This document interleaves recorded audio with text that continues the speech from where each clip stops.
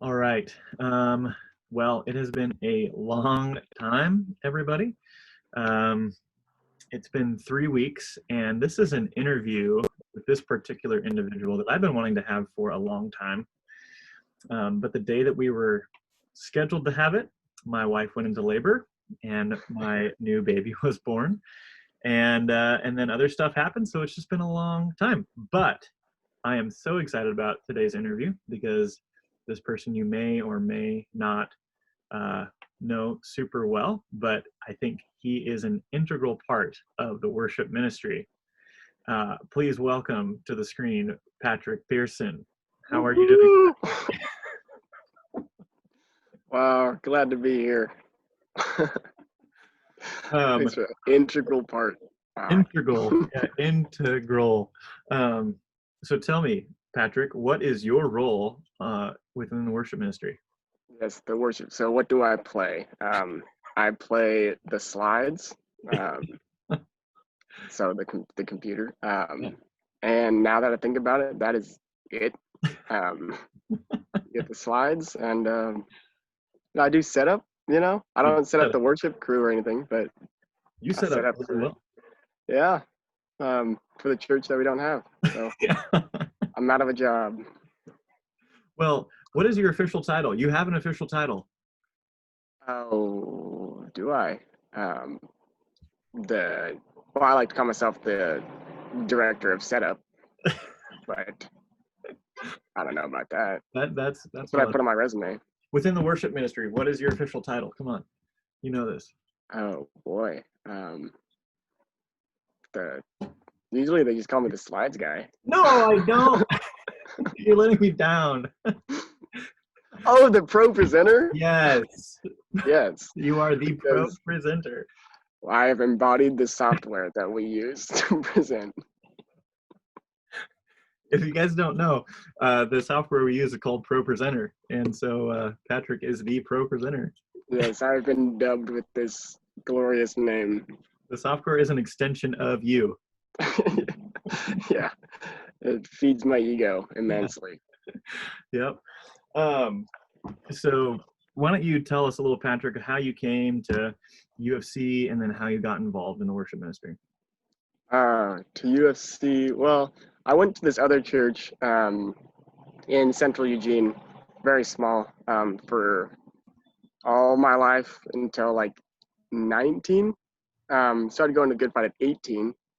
and then and then like John Saylor was my fight club leader, and he's like, I know you're a part of the old church, but if you want to, if you want to be a part of this one, love to have you because there's all the Good Fight people there. And I was like, that might be the right move because there was no college students whatsoever in my old church, and I just knew that I kind of had to go Yeah. make the switch. And it's been much nicer being able to have this multi-generational, all Mm. that um, church to have a really good spot to serve and to be served and like learn. Yeah. So yeah, so I've been going since not last August, but the one before that. Okay. Yeah. When you were 19, how old are you now? I'm 21 as of March. Whoa. 2 years ago, 2 months ago. Like Yeah, an old man. 21. Yeah. Well, how did you hear about the good fight?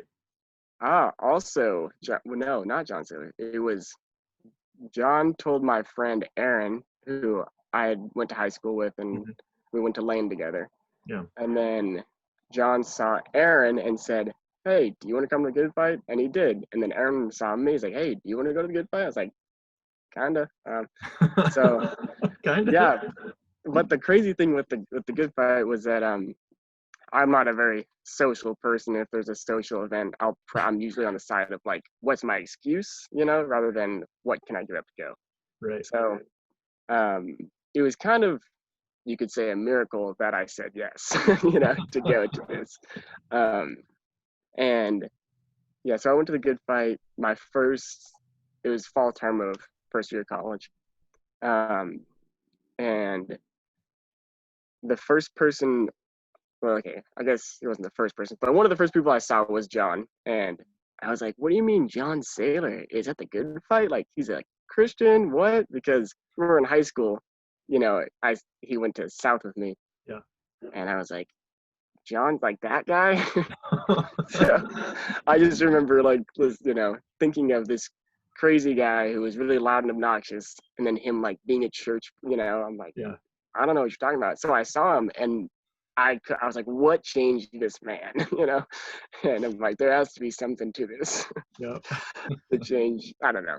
I didn't know him well in high school. I just, saw him as obnoxious. So that was one of like the clear, just like portrayals of, you know, the change that the Yeah. gospel has on people. So Oh, that maybe cool. maybe my first example of it. Really nice. That's awesome. So you mentioned you're going to Lane. Are you still going to Lane? Yeah, I did go for a year, Okay. and then I transferred to U of O the year after. So 2018, 2019, 2019, 2020, my 2 years at U of O. Nice. And yeah, I'm gonna graduate from U of O this in 2 weeks. What? For reals? For reals. Wow. What the heck, Hey, man. Very glad to be out of school. Yeah. Well, tell all the fine folks, what are you studying? I have a Bachelor of Science in Geography, Yeah. and a minor in Earth Science. Nice. So, best of both worlds. Got a little artsy, a little sciencey. Mhm. What more do you want? Yeah. And as you can imagine, that doesn't have a direct job title attached to that. So, as everyone would ask, what are you going to do with that? Great question. I would love to know that myself. But yeah, just I've been very interested in the environment in general, but the way I would most likely want to do it would be maybe surveying of some kind or sampling Hmm. and maybe putting that into certain softwares that I've been learning a lot about in college. But yeah, there's a lot of technical things that Yeah. are more boring than interesting, so I'll leave it at that. Well, so have you always been interested in like geology and earth science and I've always loved like outside. yeah. It was never like academic, like, oh, I want to learn about these trees. I was just like, oh, I love seeing them and kind of thing. So I wouldn't say it was like a passion that I knew I was always going to do, but Hmm. it just presented itself, and I found it really interesting to study. Yeah. And we'll see what God uses it for in my life. That's awesome, man. Yeah. Yeah. Following those passions. Um, so speaking of passions, you like that kind of stuff for school. What do you do for fun and for relaxation? Oof. Well, like I said, I like to go outside. So just any sort of sport or game Yeah. is usually a very big interest of mine. I have this, my girlfriend has noticed that I excel at very like mundane, dumb games, and like darts. Darts is hard. Yeah, but like, who plays darts, and just like these games that no one would ever really care for. That's kind of where my skill set lies. And You have a niche so, market. yeah, I'm like, can I do something with that? In the professional world? No. No. Um, but yeah, that's a lot of my interests. I guess for relaxing, I have a hammock set up behind me. That's a really nice spot to just lay in the sun. Yeah. This week has been a little too hot though, so I Hot. sit out there for like 10 minutes and like, okay, go back to the shade. But yeah, that's relaxing. Big movie guy. Okay, what's your favorite movie all time? Um, so there's a three-way top. There's Glorious Bastards, Quentin Tarantino, very I think it's R-rated. We won't say that in the interview. Well, I can't edit. Then you have Forrest Gump and Titanic are right on the tail. Really? So, yeah. That's not what I was expecting. Really? Yeah. Tom Hanks, Well, I love Tom Hanks. I mean, killer. You can't really beat Tom Hanks. Leonardo DiCaprio, also killer. but So like not like Inception or Shutter Island. Shutter Island, I never actually saw. I just thought it was a scary movie, and I don't watch those. So I was like, I'm not gonna watch it. I don't know if it's scary or not. It is. It's a little. Okay, Inception. It's like cool, you know. It's not like my favorite, but it's a good one. It's like Interstellar, you know. It's like a good movie, but it's not. It's not me. Okay. Yeah. You know who doesn't like the movie Interstellar? Ian Wheeler. It's so random. He says that like their worldview is so wrong. It's just like, it cracked me up when he told me about it. Not to name drop anyone now. Throwing shade. Okay. So you play when we were, when everything was normal, Sure. we have good fight and stuff. You were doing quite a bit of volleyball too. Yeah.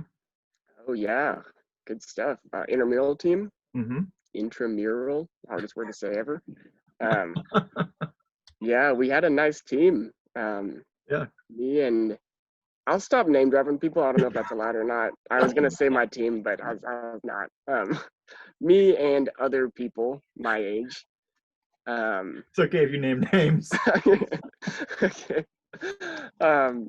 Yeah, we had this nice team, and then we played this other team, and we lost to them in the championship. It was so rough. But then we combined teams, and the next season played together. Oh man. Lost in a heartbreaker in the semifinals again, but doesn't bug me. We were always trying to get those shirts, those the shirts that say intramural champs on them. Uh-huh. Never got them. One of my big downfalls of college. Never got to experience it. Oh man. But Well, yeah, more. that was good. Volleyball is my favorite sport. Then baseball second, Okay. because I was allowed to play baseball in high school, obviously, but couldn't play volleyball with, an all-girls team. They didn't have a guys team? They did not, because we live in Oregon and not California. And yeah, there's really no opportunities. Do you play with Scott Brothers? Oh, I've like City League. Okay. In like tournaments, we play against each other. Oh, really? Yeah, they're like stupid good. It's kind of you try to you can't really. It's tough to beat them. Let's say that. Yeah. They can jump. I can't really jump. That's a big one. I feel like that'd be kind of necessary in volleyball. Yeah. Well, no, I'm back row. Just dig it. Okay. That's my game. Yeah, but they hit hard. So. Well, so tell me a little bit about like your testimony, like share your story, how you came to know Christ, and maybe what Christ is doing in your life, how you're growing, right now. Yeah, perfect question. Waiting for it. Because I grew up here in South Eugene, and I went to church every Sunday because my grandparents would take us, all the kids. I have two older siblings, and then much later we had a younger sibling. So when I was young, they'd come by, pick us up, drive to church, and obviously it wasn't very super filling. It wasn't really like engaging you throughout the week or anything. And also I was really young, but I never really found it a passion for until college. And I kind of just knew of God, didn't know him at all. I was more, scared of what is he like. Do I believe in him? I'm not sure. I've been told that I do. And the big thing that was, I think, captivating for me in just hearing the gospel when I first did and realizing what I've been living in for the previous couple like decade or so was just fear. And I've been living in the fear of death specifically. I think was a big one that I was like, I have no control over that. Like, I'm super scared. and especially at like a young age. And that would stick with me sometimes and just give me, the dark cloud of like, oh, this is tough. I have to make the most of this life or else it's not going to be good. Yeah. So I felt like scared of death, and I felt like pressure for life of I have to make it good. I have to do things that will make me feel fulfilled in some way. Um, and then I found the community of the good fight, heard the message, understood a little bit of the Bible and Jesus's message. And what hit me most, I think, was the hope with it, and the of like his love gives you eternal life. I'm like, oh shoot, like that's what I have life that I have forever, and I don't have to work for it. It's already set before me, kind of thing. Mm-hmm. Just this feeling that a reality. Really, it wasn't the feeling of being scared anymore. It was um, comfort, and yeah. Since then, I have scarcely had like really big fears like that about just eternity and death. Um, and then that was most like my testimony of like how I found Jesus. Mm-hmm. That's not right. How Jesus like worked in my life. There you go. Well, there's two dragonflies right in front of me. Wow. Okay. Dragonflies. They're I. Speaking of fear, I'm scared of dragonflies. But I'll have to watch the video and pause it on my face. I probably um, anyways, that was how Jesus first like appeared in my life and like took me by the hand. And get out of here, okay. Whoa, they got out of here. We're back. And but since then, it has been realizing that I'm not just free from, to use worship language, um, I'm no longer a slave to fear, but instead he's like bringing me home has been the big feeling that I'm getting now. Of instead of running away from fear, I'm actually running towards home. And I think home has always been a big like um, it really resonates with me. I always kind of gotten homesick and stuff, so um, feeling like I have a home and that I'm going there and I'm being welcomed, all the above of just God's love has shown me that I'm not just saved from death, but I'm saved into just great glory and um, like a father, and love and all that stuff. So um, that's what I've been trying to learn more this last year or so. Um, and yeah, it's been about 2.5 years since Mm-hmm. college started for me. So Yeah. been a Jesus follower, not just a Christian, for Mm-hmm. about 2.5 years. So Awesome. that that sums up the most parts. There's been just great saving grace that I've experienced throughout that in many different ways. But those are all stories for when I don't know. Well, that's great. That's great to hear how, oh man, that subject of fear and just, not just fear, started out fear of death, which we all experience. But then, dude, I love the language of running from fear to God, to home, and I mean that's super cool. And plus, you get some brownie points now because you use some lyrics, bro. Heck yeah. I knew it's on my notes here. um, so we've been in the quarantine. I don't know, was it 10 weeks or something? Anyways, it's a long time. Oh yeah. How have you been doing? Um, you know, what's been some plus sides for you during this time? Plus sides, yeah. It has been rough. I think 10 weeks really stretching it. I'm just like, come on. There's so many things where I'm like, oh, I'm going to graduate. I'm going to be free from so Yeah. many things, and I'm like waiting right there. And it's like, surprise, stay home order. So I'm just like, have this cage. It's like, let me out of the gates, um, let me run free. So yeah, I have definitely felt the negative sides to it of being feeling stuck in many ways. Um, but the plus side that has come out of it is when I do take the time to realize the day by day struggle that I get to go through instead of taking it week by week or month by month or even year by year, which just drained me. The day by day thing um, has been able to ground me in truth through devotionals and prayer, Mhm. which that's the upside because I've been able to have, you know, a couple hours in the morning to like ground myself in truth and understand the gospel for the day without just like having a quick 30-40 minute devo and prayer right before I go off to school or something.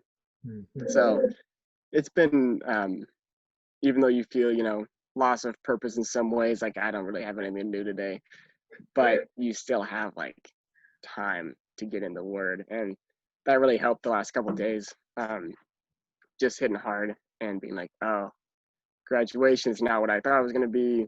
My life isn't how I thought it was going to be in all these ways. And then being like, okay, I really need to like find out where I am right now and where he is. And so got the last couple of days being able to dwell in his word a lot more, um, longer and stuff. I think that's been the major upside. That's great. That's what I hear from a lot of people, a lot of followers of Christ, is it's like forced Sabbath for the whole world, and but really taking advantage of the freedom and the time to go deeper in your walk with Christ, and so that's Yeah. cool. I heard, I think it was John Mark Comer who said like Sabbath has been, well, quarantine has been like a Sabbath with no rest. You're like always on Sabbath, but you're not being restful at all. It's like, whoa, that's odd. That's all I can say about that. Yeah. Well, what are some ways that the rest of the team can be praying for you?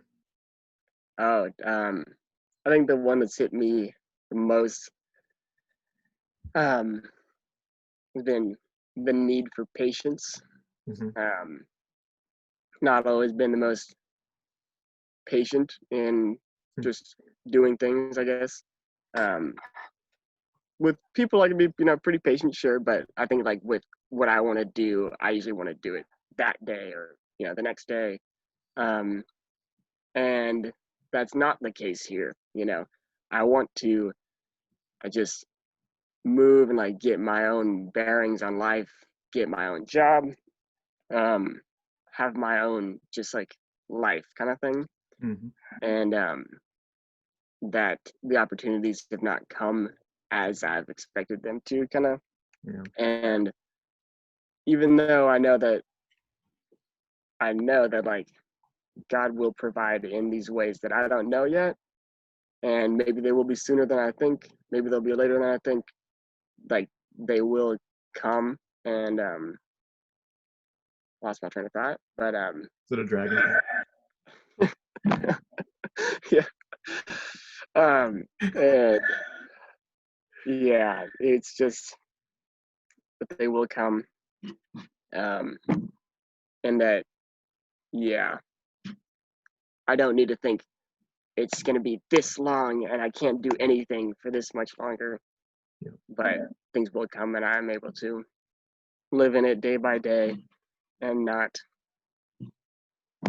3-month intervals or 10-week intervals, Yeah. which I think school has taught me to do is work in 10-week intervals, 1 week at a time thing. And it's never like day by day, which is so important. I read Hebrews 3 today, 12 through 15, and it was about like ground yourself in like in um, exhort. encouragement every day, because you need to like fight sin every day, and it's Mhm. not like, oh, you're good, you fought sin. See it, it's like um every day. So Yeah, I'm trying to learn to do that every day and be patient, not think on big time spans, but sure. Well, yes, preach it, brother. preach it. Yes. Catch me Um, on Sunday yeah. The about antinomianism, part two. Well, we'll be praying for you for that as we watch this, and I know that I'll be praying for you as I think about you. And I mean, that's so true. Taking it day by day, and especially in a time like this where it's like, man, like, is this ever going to end? Oof. And so, yeah, really just taking it day by day and taking advantage of that. So that's great, Yeah, man. Okay, I one appreciate it. one last question for you. Bring it on. Give me a fun fact. Ugh, not fun. Gee whiz, put me on the spot. Oh, Um, not what I'm looking for. Yeah. so you're scared of dragonflies? Are you scared of moths too? Like no one likes moths, you know. Yeah, I give out all my cool facts. I'm good at darts. I don't like dragonflies. That's kind of those are the two that I have. Um, yeah, moths aren't bad. Not bad. If you do you have any tattoos? Nope. If Do you you, have to be 18 or 21 for tattoos? I, I don't know. You should know, Lou. You have many Why? Why should I tattoos. know? If you had to get a tattoo, somebody was forcing you to get a tattoo, what would you get and where would you get it? Got to be probably a cross somewhere on the arm, I Okay. guess. If What part? not, then like the upper torso Oh, the upper torso. hidden. Mm-hmm. And what style of cross? Because there's a lot of different crosses out there. I feel like it's got to have like a vine going up it. Oh, that's That's cool. always I always like the image of the vine, so Yeah. that'd be good. But I have not thought about it enough. Sorry. Yeah. Um, just to instill the fun fact thing, I think my favorite fruit is pear by far. So we're gonna stick with that one. The fun fact I gave the other day to the leader meeting we had Mm-hmm. was that I can identify jelly beans by their appearance What? very well. What do you mean? Like the flavor that they are. Jelly beans got all Yeah. flavors and they all look different. I can look at them and tell you what it is. So you, So, so like the really dark colored ones, you could tell me if it was root beer or well, root beer, it's like translucent. The tough ones, Dr. Pepper and chocolate, oh, both brown. How are you supposed to tell those apart? well, how do you? Dr. Pepper's got like a little more cherry look to it, a little purpler, Okay. and also you just have to eat it to find out sometime. That's what I Do usually do with jelly beans. you have a lot of experience with jelly beans? Honestly, yeah, surprising. I always been my favorite candy, Really? and here I am. Whenever And here you are. I, yeah, my friend the other day for like a quarantine supply, he came over, and I'm one of my favorite fruits are baked beans, which is funny because jelly beans and baked beans as well.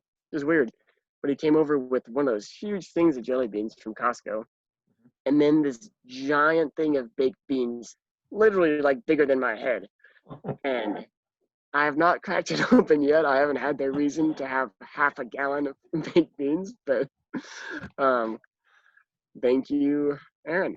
Um, jelly beans, baked beans. Come over. Well, what's your favorite jelly bean? Now I have to know. I have a list. There is number one is cantaloupe, which surprisingly has been discontinued. You Huh. can't find cantaloupe jelly beans, but they're the best. Number one, Have they and then you get officially been discontinued, or you just think they've been discontinued? so they're not in like the typical jar that you would buy. Oh, okay. If you get like a jar of Jelly Bellies, not going to be in there, Okay. which is just super disheartening. So that's number one. Then you get Dr. Pepper, watermelon, bubble gum, just so sweet, so good. And then you get juicy pear after that, and I think that's top five. You were like a jelly bean connoisseur. Yes, I would like to say so. Over the summer, this kid, he got a care package, and he got like a Ziploc bag of jelly beans. So there's no labels or anything on them. And I was like, oh, I can tell you what they are. So he would just show it to me, and I tell him what it is, and he's like, oh, you're right. And that was our entertainment in the forest. Well, that's great. Well, Yeah. thank you, Patrick, aka Pro Presenter, aka Jelly Bean Connoisseur. Yes. Dragonfly man. Face your fears. Face your fears. Don't run away from the dragonflies. All right. Anyways, well, thank you, Patrick. It's been great, and we'll be praying for you as we watch this and as we think about you later on. So, thanks, man. I appreciate it. Thank you.